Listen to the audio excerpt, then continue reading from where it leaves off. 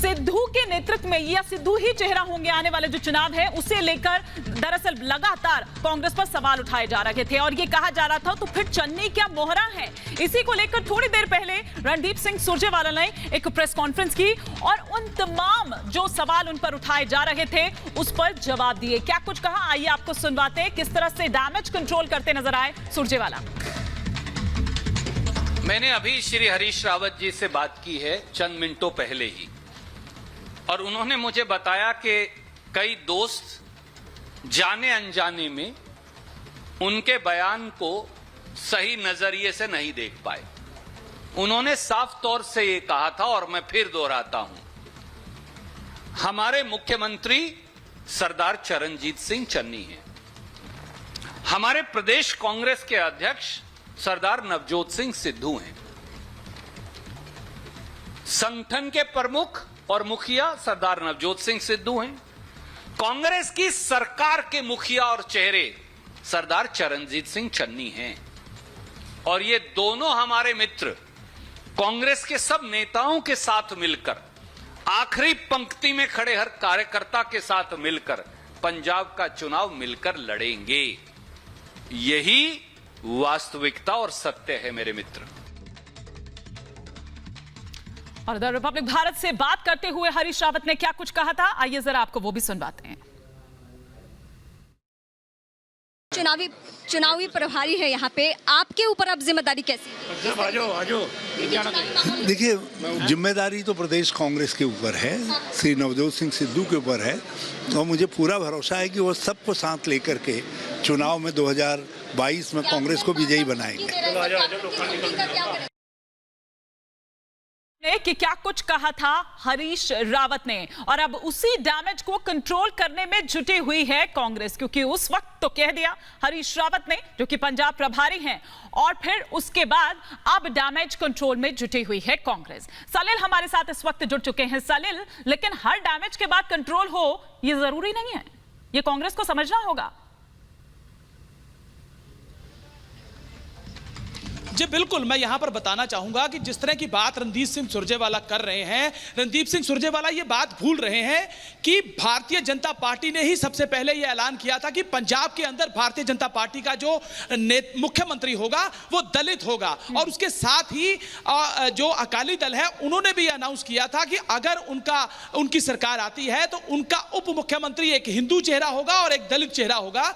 अगर अभी 5 महीने रह गए हैं, जिस तरह से मायावती ने प्रेस कॉन्फ्रेंस करके कहा है कि चुनावी एजेंडा है ये, और चुनाव से 5 महीने पहले अगर आप दलित चेहरा देते हैं तो कहीं ना कहीं ये जो पंजाब के जो दलित हैं उनको भरमाने की कोशिश है। जिस तरह से मायावती ने ये बात कही है, तो कहीं ना कहीं जिस तरह पहले जाट सिख की बात हो रही थी, नवजोत सिंह सिद्धू उस पर तैयार नहीं हुए और सुखजिंदर रंधावा पर तैयार नहीं हुए, तो कहीं ना कहीं कांग्रेस पार्टी अब डैमेज कंट्रोल करने की कोशिश कर रही है, क्योंकि पंजाब के अंदर 32% जो दलित हैं उनको भरमाने की कोशिश की जा रही है, क्योंकि चुनाव बहुत नजदीक है। इस समय अगर अपना चेहरा बदलना, मुख्यमंत्री का चेहरा एक दलित लेकर आना, उसको कहीं ना कहीं बहुत मायने रखता है। तो दरअसल अब कांग्रेस ये समझ गई है, कांग्रेस को अब पूरा डैमेज करने के बाद समझ आया कि अरे ये तो सेल्फ गोल हो गया।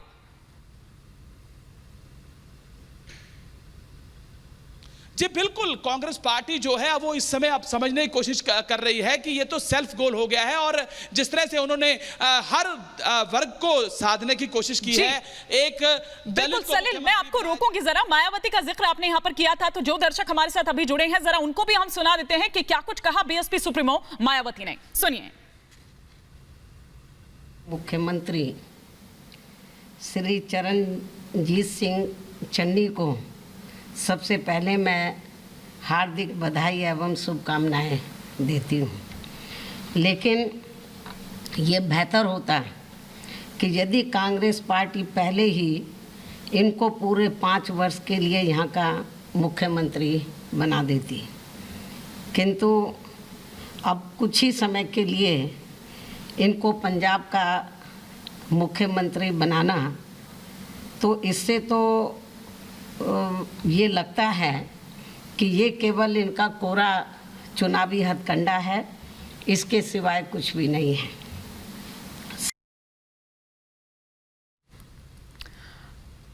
तो सुना आपने कि क्या कुछ कहा यहाँ पर मायावती ने। उन्होंने ये कहा कि पहले तो आपको पूरे 5 साल के लिए बनवाना चाहिए था, लेकिन अब आप चूंकि चुनाव सर पर देख रहे हैं और अपनी अंदरूनी जो कला थी उसको कंट्रोल करने की कोशिश कर रहे थे, तो आपको लगा कुछ और नहीं सही तो दलित को ही आगे ले आए।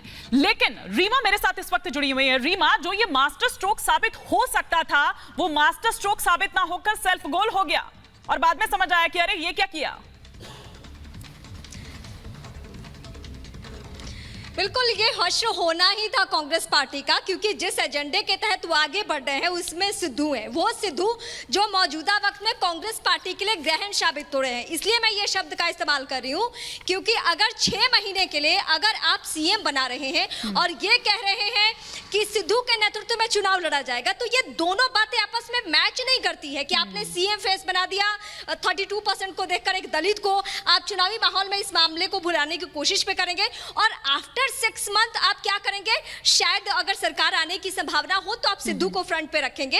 इस बात को बखूबी भुनाने वाली है बीजेपी सहित तमाम वो पार्टियां और मायावती, जो कि उन्होंने हालिया वक्त में किसके साथ गठबंधन किया है, अकाली के साथ। तो बीएसपी को पता है कि उनको भी नुकसान हो सकता है इस सीएम चेहरे से, तो वो भी अपनी राजनीति कर रही है। और सिर्फ अभी नहीं, आज सिर्फ नहीं हिमानी, ये पूरे 6 महीने ये चर्चाएं होने वाली है। ये विरोधी खेमा जाएगा तो चुनावी मंच से इस बात का जिक्र करेगा। बिल्कुल रीमा, जो कांग्रेस पार्टी ने सीएम बनाया है वो तो 6 महीने के लिए बनाया है। बिल्कुल बिल्कुल ठीक बात आप कर रहे हैं, लेकिन सवाल ये भी उठ रहे हैं कि फिर क्या ये सिद्धू के लिए सीट होल्ड करने का दरअसल एक वो था, तो क्या ये अपमान नहीं है दलितों का? आप एक तरफ मैसेज देने की कोशिश कर रहे हैं और दूसरी तरफ आप उनको अपमानित भी कर रहे हैं, क्या उन्हें ये समझ नहीं आएगा? इसी सवाल के साथ मैं सृष्टि के पास आऊंगी, लेकिन एक बार आपको वो सफाई सुनवाती हूं जो डैमेज करने के बाद आप कंट्रोल करते हुए नजर आ रहे थे, सुरजेवाला। मैंने अभी श्री हरीश रावत जी से बात की है चंद मिनटों पहले ही, और उन्होंने मुझे बताया कि कई दोस्त जाने अनजाने में उनके बयान को सही नजरिए से नहीं देख पाए। उन्होंने साफ तौर से ये कहा था और मैं फिर दोहराता हूं, हमारे मुख्यमंत्री सरदार चरणजीत सिंह चन्नी हैं, हमारे प्रदेश कांग्रेस के अध्यक्ष सरदार नवजोत सिंह सिद्धू हैं, संगठन के प्रमुख और मुखिया सरदार नवजोत सिंह सिद्धू हैं, कांग्रेस की सरकार के मुखिया और चेहरे सरदार चरणजीत सिंह चन्नी हैं, और ये दोनों हमारे मित्र कांग्रेस के सब नेताओं के साथ मिलकर, आखिरी पंक्ति में खड़े हर कार्यकर्ता के साथ मिलकर पंजाब का चुनाव मिलकर लड़ेंगे। चलिए, तो अब तो यहां डैमेज कंट्रोल की कोशिश कर रहे हैं सुरजेवाला। इससे पहले कि मैं सृष्टि का रुख करूं, एक बड़ी खबर इस वक्त सलील हम तक पहुंचा रहे हैं। सलील, क्या खबर है आपके पास इस वक्त?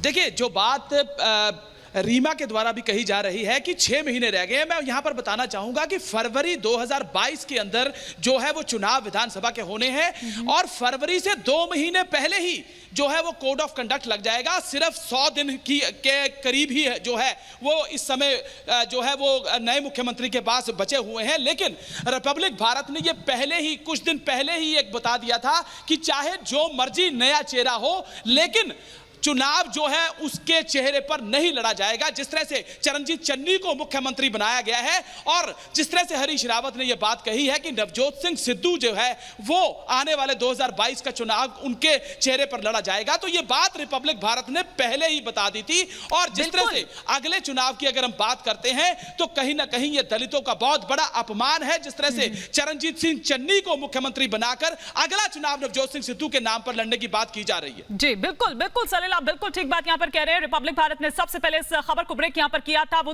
दिखाया था पूरी तरीके से। लेकिन सृष्टि, अब चाहे कितनी डैमेज कंट्रोल करने की कोशिश हो, ये आपने साबित कर दिया, हरीश रावत के ट्वीट ने ये साबित कर दिया कि दरअसल वो एक लेम डक हैं। लेकिन ये बात उन दलितों को भी समझ आ रही है जिनको साधने की आप इसके जरिए कोशिश कर रहे थे कि ये दरअसल सिद्धू के लिए सीट रिजर्व करने की एक कोशिश है और वो सिर्फ मोहरा है चन्नी।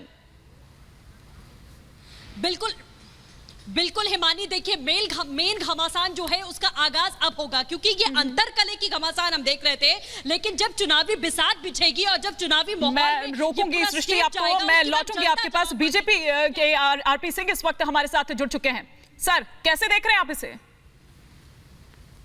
देखिए, दलितों का उपहास उड़ा रहे हैं।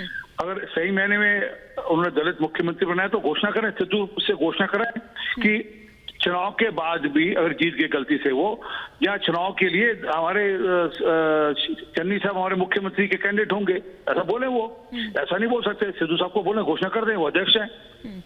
तो दलितों का उपहास उड़ा रहे हैं, असली बात ये है। आप ये कह रहे हैं कि यूज एंड थ्रो दरअसल ये है और इनको मोहरा बनाने की कोशिश। आपने बिल्कुल ठीक, आपने बिल्कुल उपयुक्त वर्ड यूज किया। ये यूज एंड थ्रो वाली पॉलिसी है। 4.5 महीने तक उनका उपयोग करो, वोट बटोर लो, उसके बाद उनको किनारे कर दो।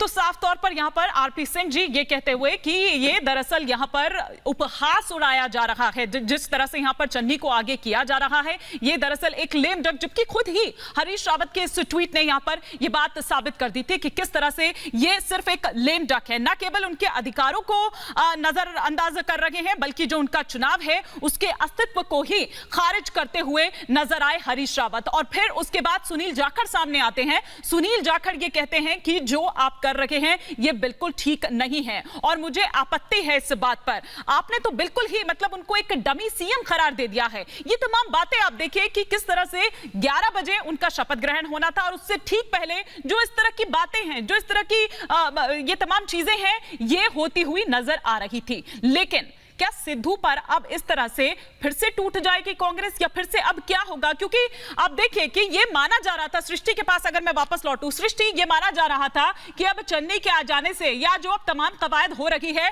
उन सब चीजों पर विराम लग जाएगा जो पिछले एक लंबे समय से हम देख पा रहे हैं कि आंतरिक कलह देखने को मिल रही थी, सिर्फ फटोवल की स्थिति देखने को मिल रही थी, लेकिन वो अब भी ना हो सका।